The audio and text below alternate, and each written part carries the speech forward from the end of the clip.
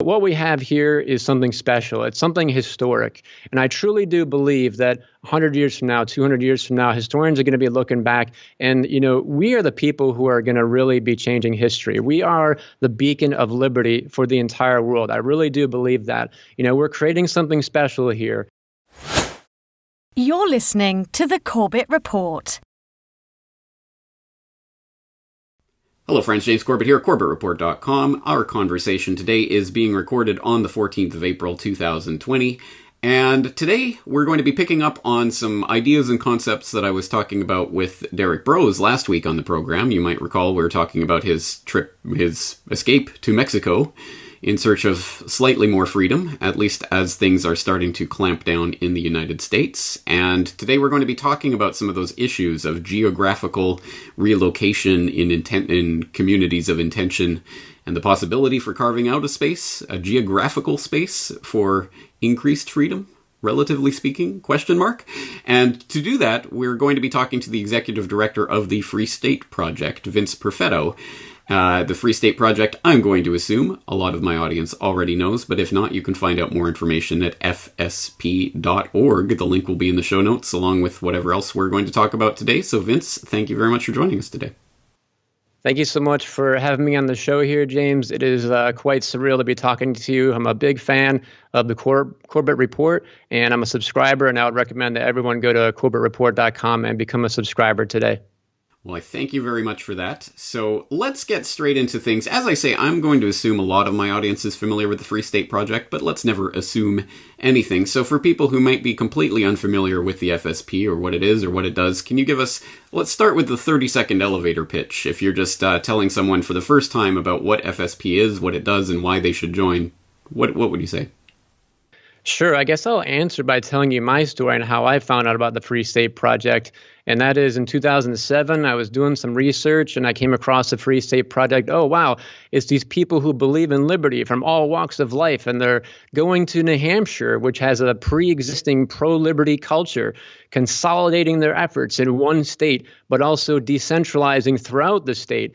And they're finding that they have this ability to have a louder voice and a bigger impact when we consolidate our efforts in one state. And that's what we're doing. So I would say the Free State Project in a nutshell, in one soundbite, get to New Hampshire and do something. If you believe in liberty, that's where we are. We have about 5,000 people here so far, and we're building more and more every day. All right, good. That was nice and concise. So let's start to drill down on some of the details. So I myself, I must confess, I don't know the details of the history of the Free State Project, how it came about, when, who founded it, and how you came to be associated with it. So let's get into some of that. Sure. So in 2001, Jason Sorens put out a paper, which you can still find online, by the way. He put out into the internet. He said, hey, I have this idea for this thing called the Free State Project. When we the people who believe in liberty spread throughout the world, generally speaking, we lose, right? When we're involved in politics, this and that, and culture, we might get some victories here and there, but we usually lose. What if we found one low population state with a pre-existing culture that's pro-liberty, and we all consolidate our efforts there? And so he put that out there, and within the first week or so, he said he got several hundred people saying, I want to join this thing. And he was like, it's not a thing yet. I guess we got to start it. And so that's kind of how it started. So he was a graduate student at Harvard at the time. Fast forward, by the way, he became a lecturer at Dartmouth, one of the Ivy League schools here in New Hampshire. That school is here. So after he did that, about the first 5,000 people who joined the Free State Project, they, for 2 years, spoke to each other online, and they decided, okay, New Hampshire is to be the destination of the Free State Project. With that in mind, one low population state with a pre-existing pro-liberty culture. From there, like I said earlier, about 2007, I found out about the Free State Project. And it was through watching a video where Ron Paul was speaking at Liberty Forum, which is one of the events for the Free State Project. So, just being a free thinker and someone who, likes your show, James, I've always been the kind of guy to do my own research. So, okay, what's this thing called the Free State Project? And after I found out what it was, I just thought, wow, that is the best idea I've ever heard of. That really makes a lot of sense. but there's no way I'm moving to New Hampshire. That would be insane. And then 3 years later, I moved to New Hampshire. So I would say anyone who's watching or listening to this right now, just know that if you feel that this idea is kind of crazy, fast forward 6 months, a couple of years, and you might connect with our community online, and you're really going to get into it more and more and think hopefully the same thing that I thought. So if you want to connect with our community, please visit fsp.org/connect. You can join our community online right now. We have, obviously Facebook, Twitter. We have a group on Minds, a group on MeWe. We're on Reddit, so you can do that. We have an old school forum. James, you and I are old schoolers. Before social media, before MySpace and Friendster, there were some online forums. Well, we still have that old school online forum on our website. Also, throw your email in there when you're on that website, fsp.org/connect. That's probably the best way to stay connected to our cause. Now, as I understand, there was a pledge of some sort that if a certain number was reached, 20,000 signers or whatever it was, that people would then start moving to New Hampshire and making this come to fruition. I understand that number was reached a number of years ago, but is that happening? What is the state of that pledge? Yeah, so the pledge basically just says move to New Hampshire and do something, right? So we just kind of believe that the philosophy of liberty is the way forward. Also activism. So don't just move to New Hampshire and do nothing, but when you get here, be a part of our community. So about, let's say about 5,000 people are here already in New Hampshire, and then roughly 19,000 more are pledged to move. Of course, as we know, some of them are going to move, some of them aren't. So we're just looking to grow that pie even more. We're not just focusing on the people who have pledged so far. We're also spreading out, and getting the word out even more.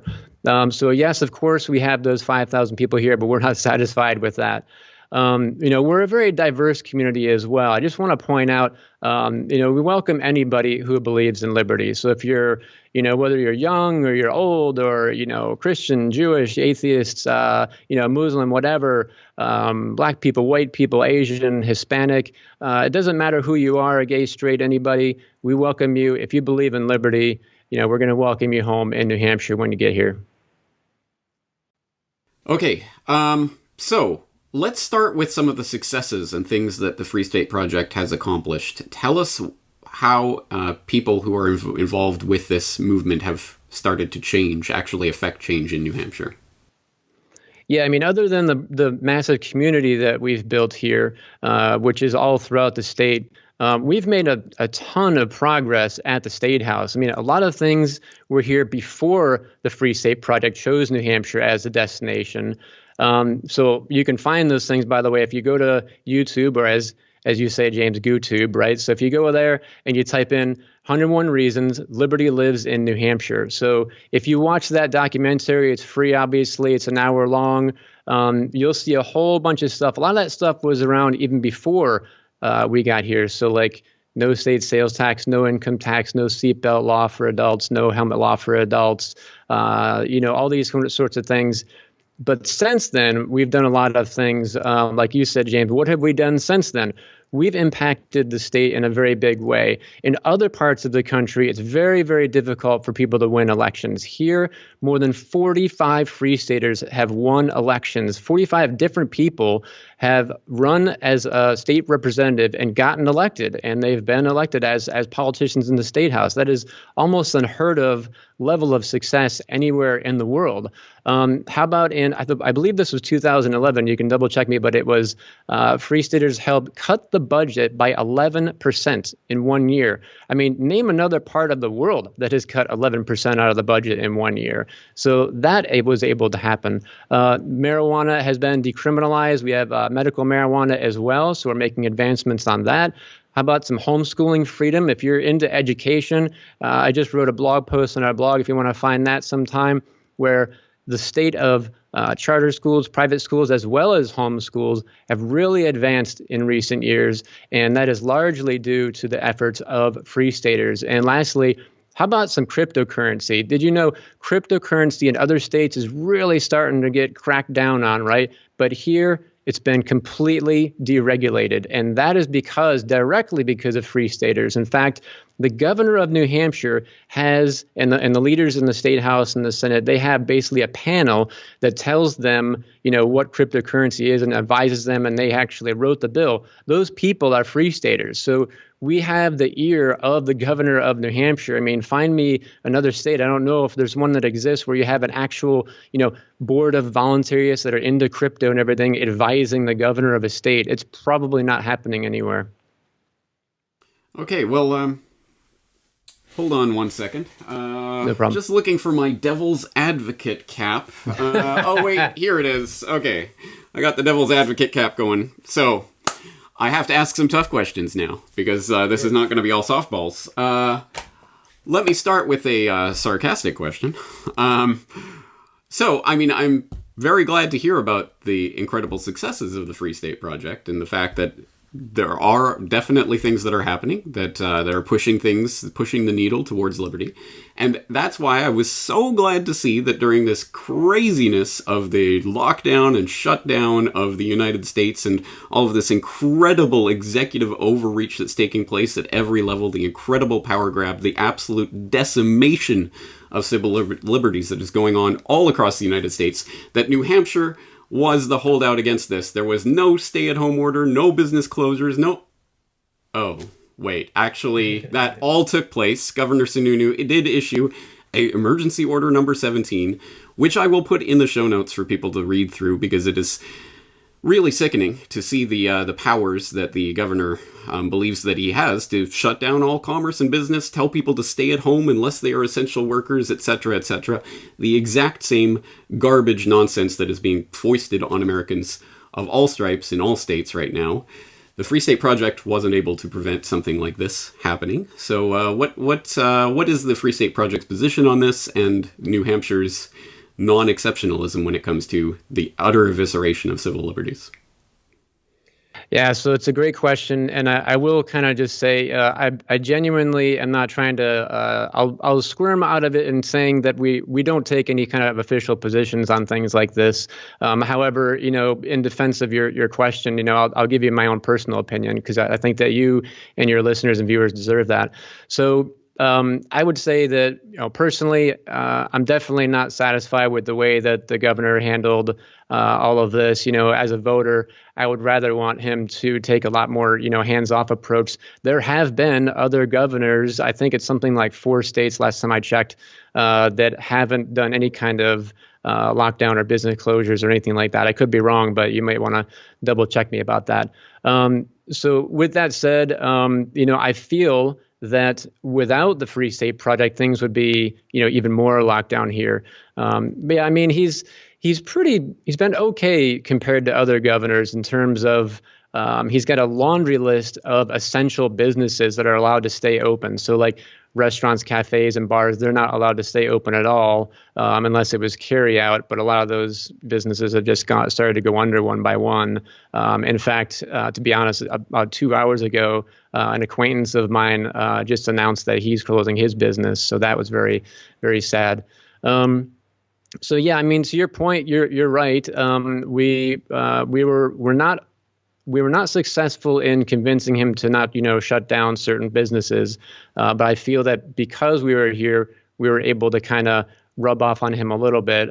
He did, kind of on one quick anecdotal note, it was interesting that he, on his social media recently, the governor had a black hoodie with a white phrase on the front that said "Live free or die."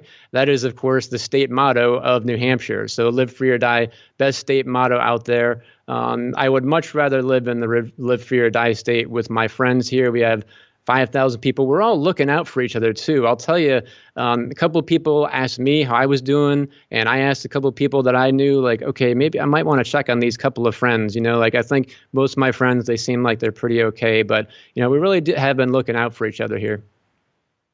Yeah, live free or die unless the governor issues an emergency order, in which case stay at home.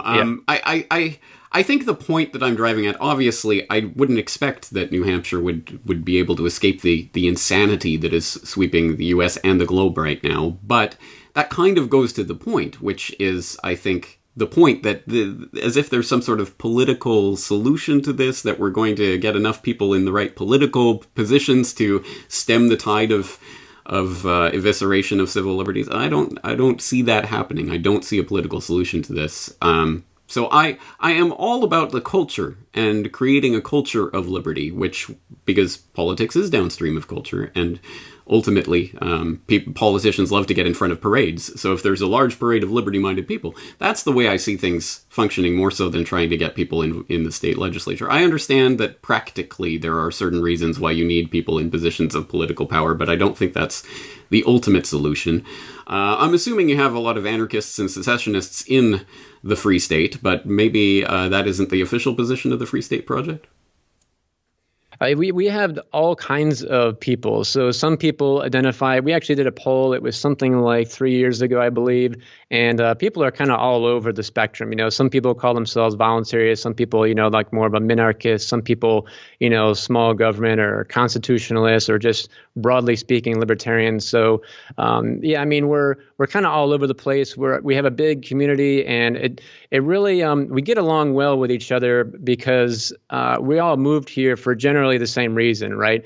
And as you say, I understand that some of our folks here in New Hampshire, they're not into the politics. Some are. So it's really not. It's not about we're not driving people to move to a certain place or do a certain thing. Just once you get here, do something. And when you're browsing our website later on, when people are browsing our website, I would encourage you to check out the calendar. Now, if today were a normal day, right? So let's say several months from now, when things get back to normal, there are more than 500 events per year. Some of that activism is at the State House. Sometimes it's just people hanging out at a bar, cafe, restaurant, whatever, at a meetup. Maybe sometimes people go to a courthouse and they do some jury nullification activism. So for those who don't know, jury nullification is actually the law here in New Hampshire. So if you're a defense attorney, you can tell the jury about jury nullification. They can nullify the law. And so jurors will get the information from Free Staters. So that happens. We sometimes will go and pick up trash. In fact, I know this is going to sound a little crazy, but I can't wait until we start, getting out and it gets a little bit warm. It's really pretty warm today. But when we really get out there, and I want to do another litter pickup. It's been several years since I've been back in New Hampshire because I was traveling for a few years. I'm ready to go and pick up trash, which is something that we used to do a while ago. And then, another thing that is outside of politics, James, that you might like, have you heard of cop blocking before? So basically what we've done here is in New Hampshire, they have to actually, the police, if they do a checkpoint, they have to publicly announce it somewhere online or in the newspapers, right? Well, what Free Staters did was, I can see the checkpoint is going to be right there at that time. So they would go to that checkpoint a little bit ahead with signs that said, turn here now, checkpoint ahead. And everyone just started turning left, turning right. And the police actually got to the point where they couldn't do checkpoints anymore around Manchester. They had to go to other parts of the state. And then the Free Staters went there and followed them over there. And to my knowledge, I think that they either don't do checkpoints anymore or they do hardly any checkpoints anymore. So it's pretty incredible that they've been able, Free Staters in general have been able to, pretty much get rid of checkpoints around the state. Well, that is good to hear. And that's one of the things that really appeals to me about this idea in general, is the idea of being able to go down to the local coffee shop or whatever and actually meet other like-minded people who actually care about human freedom and are aware of these issues. I mean, just even that, just being around like-minded people would be something interesting and something that I'm sure most of the people in this audience probably couldn't even imagine. So that is inherently appealing, but it does bring out the sort of ambivalence I have about the idea in general that I was talking about with Derek Brose last week. That also, I mean, certainly when you start to congregate all of the people with this mindset all in one geographical location, it certainly does make it easier to infiltrate, undermine, stage various things to make it look like, these crazy liberty people, they're a problem. So it brings with it certain inherent risks, I suppose, in terms of bringing in a collectivization or centralization of what should be inherently decentralized. And can you speak to that ambivalence that some people might have about the idea of physically congregating in one geographical area? Well, obviously, like I said, we're spread throughout the state. But if I may, James, let me ask you a question. You're essentially asking me, if stuff goes down, then what? So let me ask you, if things go down, would you rather have 2 or 3 liberty-minded people around you or 5,000? Yeah. Well, I mean, obviously, 5,000. If things really go down and you need a community, it is good to have a community. So that's something I agree with. And that's why I think, to a certain extent, we've had the space and time for forming online community and finding sort of other people around the world. But when things really happen and things really start to go down, and who knows, internet gets shut down or whatever we can imagine in all sorts of nightmare scenarios, do you have a community, a physical community that you can rely on? And a lot of people in the audience, I'm thinking, would probably say no. So that is definitely something that at least people should consider when it comes to something like the Free State Project. But then, the Corbett Report is definitely an international podcast, international audience. I'm Canadian in Japan. I wouldn't even think about moving to New Hampshire. I mean, that's not in the cards for me personally, and I'm sure a lot of people in the audience. What would you say about the idea of this and about this taking place in different parts of the world? Well, of course, at the very least, I would suggest that people check out our community online. So even if you're just curious, just go to fsp.org/connect, connect with our community online on all the platforms that you'll see there linked, and scope it out for yourself. I mean, maybe you might be a little hesitant to join and pack up your stuff tomorrow. Of course, I can understand that. It took me 3 years to decide. In fact, I just met somebody. I meet people from time to time where they said they joined in 2001, 2, and 3, in the early years, and they just moved, let's say, a year or two ago. So I can understand it takes some people. I met one guy who moved in 2 weeks. That was kind of crazy. But I've seen some other people who, again, it took them, let's say, 17 years to move. So I can understand why people are a little bit, cautious to move. But what we have here is something special. It's something historic. And I truly do believe that 100 years from now, 200 years from now, historians are going to be looking back and, we are the people who are going to really be changing history. We are the beacon of liberty for the entire world. I really do believe that. We're creating something special here. And we're not just going to be an example for the other 49 states. We're going to be an example. We are an example, I feel, for the whole world to point to, like, oh, there are the Free Staters there in New Hampshire, and they're really developing something there, something that truly is decentralized. We are the #1 crypto state in America. If you look at, overall transactions for crypto, not according to me or us, these were actually other sources that have labeled New Hampshire as the top state for crypto. We've deregulated that here. And I would also say that, in terms of something that you've spoken on your show about, James, will be deregulation and decentralizing things. One of the platforms that you are on, if people go to corbettreport.com, you can see James uploads his videos on multiple platforms. One of those platforms is Library, so it's spelled LBRY. That's a guy who's created a whole new platform, whole new protocol. And where is that guy? Where is the guy that owns that company, that runs that company? Well, his office is right there, literally 20 feet in front of me. That guy moved to New Hampshire for the Free State Project. In fact, he is on the board of the Free State Project. There were a lot of movers and shakers in the decentralization movement. We have one of my friends is working on a mesh network here in Manchester. We have multiple platforms online where we're spread out. We're on all kinds of those encrypted text messaging services. In fact, if you get here and you plug into our community and you don't text on one of those encrypted texting platforms, people will think that you're kind of weird. I mean, we're all over the place on all different kinds of platforms. Awesome. Well, I can't tell people what to do with their lives or where to move, but I can at least invite them to take a look at fsp.org and check it out and see if it is for them and see what other people have to say about it. I think it's certainly an idea that we need to be discussing right now, especially during the craziness that's happening right now and everything else.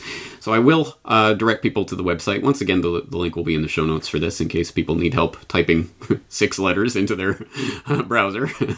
But before we go, I guess I mean, you're a Corbett Report subscriber, so you know the type of material that I deal with and the type of audience that I have, so we have to address the elephant in the room, which in this case is the ex-CIA agent behind you who has helped in the normalization of the panopticon, Mr. Edward Snowden.